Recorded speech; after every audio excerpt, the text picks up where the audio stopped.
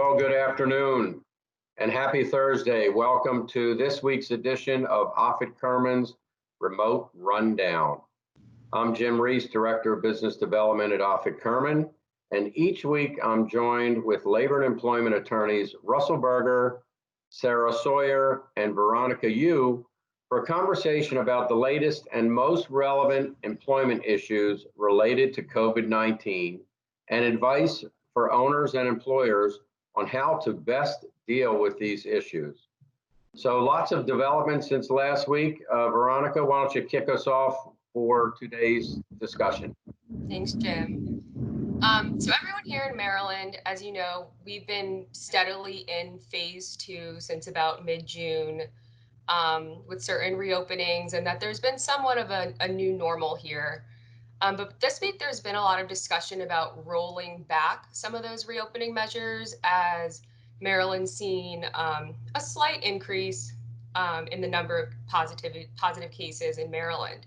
So yesterday, Governor Hogan addressed the state in a press conference and kind of reassured us that Maryland's on the right track. And I think we're at a positivity rate of 4.2% or something like that, which is a big decrease from where we were in mid-April.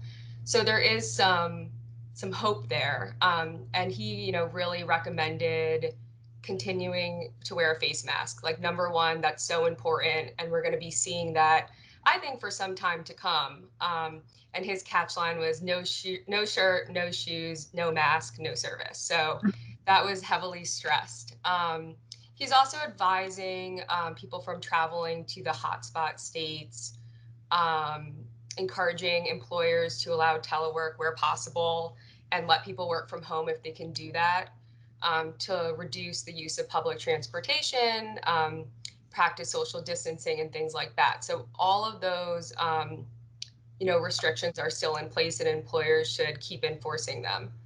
What's interesting is some of the counties have taken even greater restrictions most recently, and these orders go into effect today in Baltimore County and tomorrow in Baltimore City.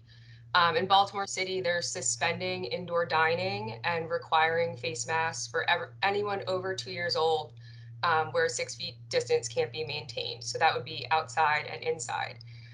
Baltimore County also is requiring face masks while inside, and when you're outdoors and can't practice social distancing. So we're seeing some counties be even more restrictive. And for those of you that live in Maryland, we travel from county to county very easily on a regular basis. So it's good to make sure that you are aware and your employees are aware of these differing restrictions.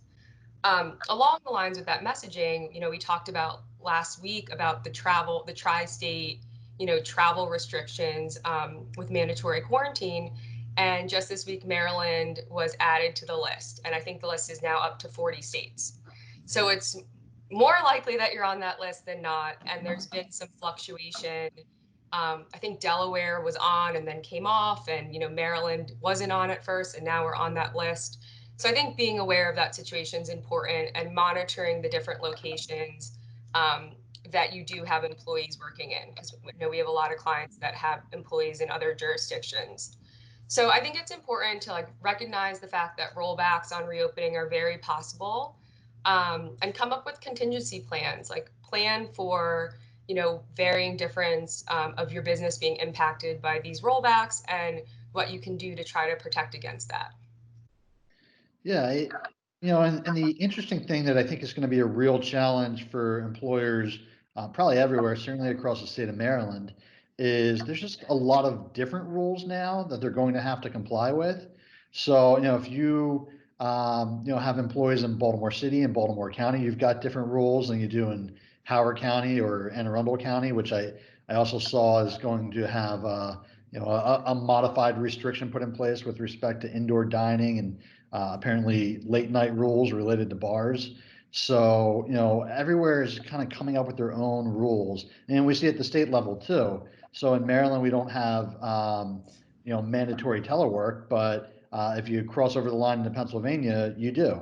And if you cross over the line into Virginia, at least in a couple of weeks, Virginia is going to have workplace safety requirements that everyone or almost everyone in Virginia is going to have to comply with. So there's going to be a whole host of different rules, different regulations, not only depending on what state you're in, but what county you're in, what municipality you might be in. There's going to be a whole lot of different rules that everyone's going to have to keep up to date on and comply with. And if you happen to have people working in different counties, you're going to have some sense of what those rules are, let alone if you have people working in different states. There's just going to be a lot to keep track of. And, I think one way to try to deal with that is to try to get out in front, because obviously you don't want to not comply and then have a problem either because someone tries to enforce the rules or someone actually gets sick, and you're more likely to be held responsible because you didn't comply with the rules. So I think the most important thing right now is learning what the rules are that apply to you and getting policies in place that address all the varying rules. And of course, you catch up and then the rules change again. And so it's kind of an ongoing, never ending process. But I think that's the game that all employers have to be playing right now. Yeah, well, and especially in Maryland, Governor Hogan is really encouraging businesses to follow the rules to prevent future rollbacks of reopening.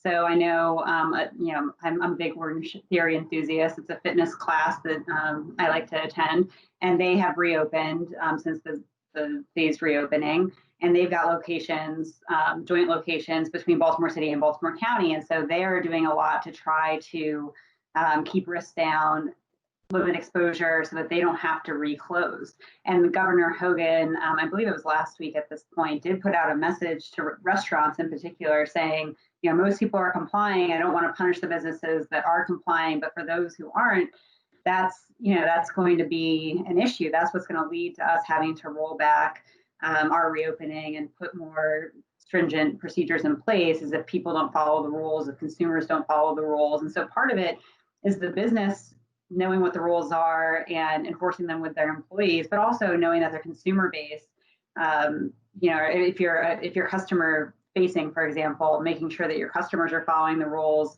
and the policies that you're putting in place are being enforced to prevent future rollbacks. Because as we look at rollbacks happening in other states where restaurants are starting to close, there's more limits on outdoor dining, there's more and more limitations happening.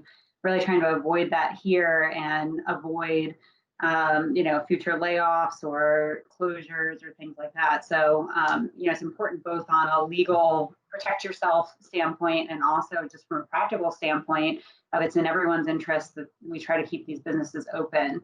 And I know that, Congress is also looking to address this right now as well as the $600 pandemic unemployment relief is coming to an end at the end of this month.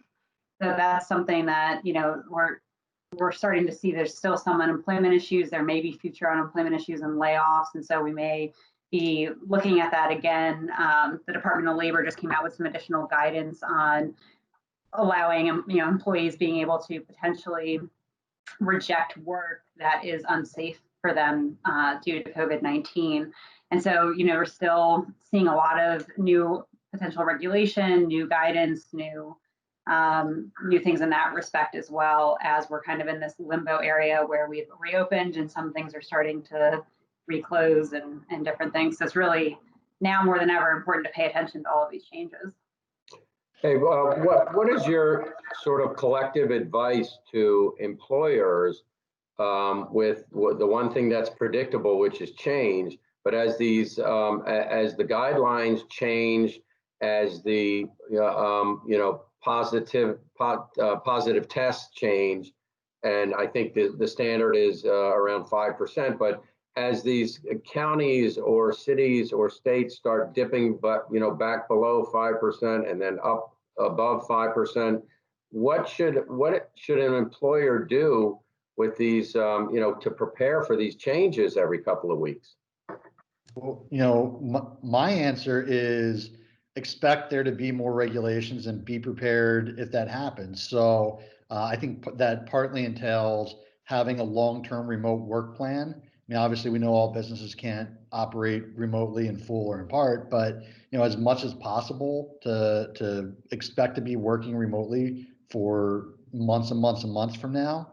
This might be a year, it might be 6 months more. We don't really know, but I think we should anticipate that we're going to need to, be in a largely remote environment for a while. So if you can figure out how to do it, if you haven't already, if you've done it part way because you thought you were going to go back, but now's the time to, I think, recommit to, long-term remote working. Yeah. Yeah, I would say on top of that, just to add to that, Jim, is also just communicating to your employees, to your clients, to your customers, and because everyone's watching the news, everyone's, I guess there's a new term, it's called doom scrolling, or scrolling, I'm sorry, doom scrolling, where you just scroll and scroll and scroll, and all you read is terrible things that are happening and the mental impact that is having. But everyone's doom scrolling, and everyone's watching the news. So, really communicating with your employees, having a plan, communicating with your customers, and making it clear what the policies and procedures are, what you're doing to keep people safe, is really an important piece of this as well, because, we're all paying attention, and that, it's really helpful to keep people informed and have a plan. So I've learned 2 new words today: doom scrolling and reclosing. I'd never heard the reclosing term. Veronica, you have something to add?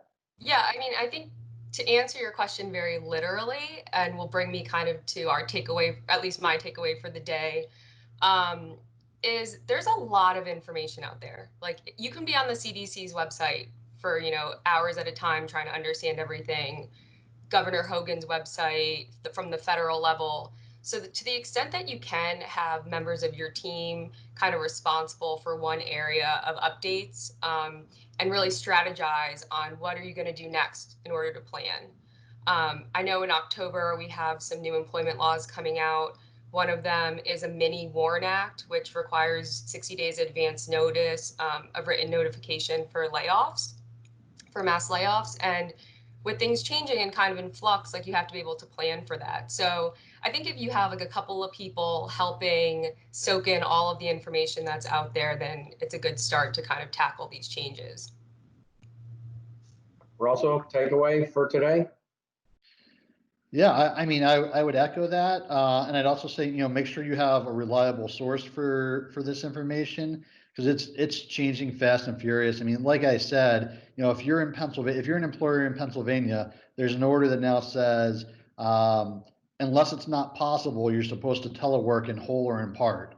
And I can tell you from a legal standpoint, that's a pretty vague and mushy standard. But I think the idea is you're supposed to telework, and it's, unlike in Maryland, it's required.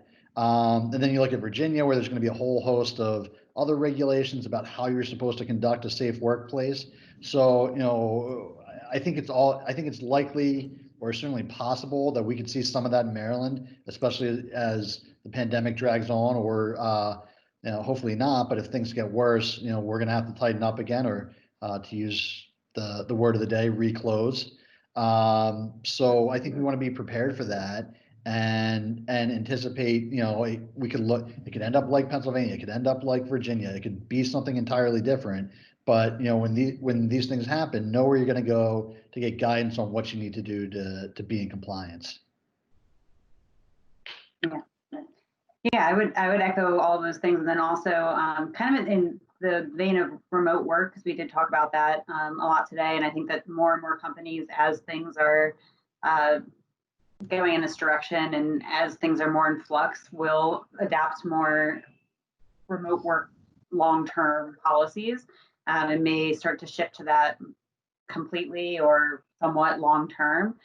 Some considerations that you might want to be thinking about is some employees may not be living where they used to live anymore as they start to remote work more. So I know, I think it was Barbados is promoting a work remotely from Barbados for a year kind of sales pitch, since so many people are moving to remote work. So that also comes with a host of potential issues if employees are working remotely from different places.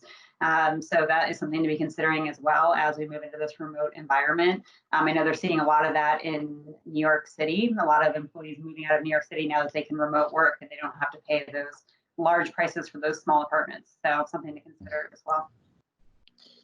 All right, well, that takes us to our sort of trivia question that we're going to end on. And this is also known as the no judgment zone. So during quarantine, what generation or what family group do you have the most empathy for and why?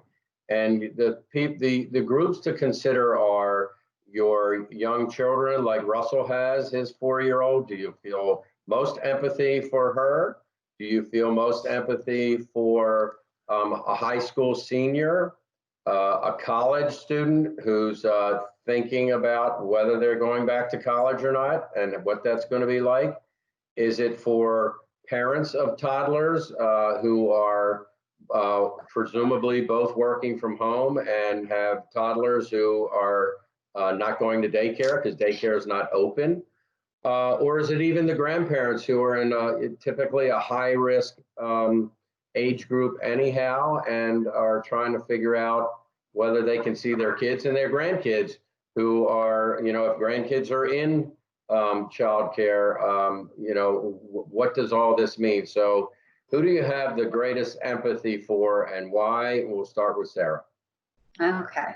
I would say throughout this process, it's probably a tie with my relatives who are in kind of the middle school age group, and then the parents of kids who are in, just parents of kids in general who have their kids home. I don't, but I think that's, it's been extremely difficult for a lot of parents to, whether they're working or not working, to really balance having their kids home and having limited amounts of activities and things to do with them. And then also just as difficult on the kids. I know one of my nephews is really struggling with, he loves school, like just loves it, loves everything about it. And so, it's really hard for him for his parents to find things to keep him stimulated intellectually and, and also socially and things like that. So yeah, it's really hard for both of those groups. I feel very lucky, but I feel for those groups for sure. Veronica? I definitely feel most empathetic to those that are higher at risk. So definitely the older folks, but also the people that have the comorbidities that put them more at risk. I personally have friends that fall into that category that may be in the younger age range, but just can't expose themselves. And it's disheartening because everybody has their own sensitivities, but having that medical risk factor be dialed up for someone, I can only imagine how stressful that is. And Russell?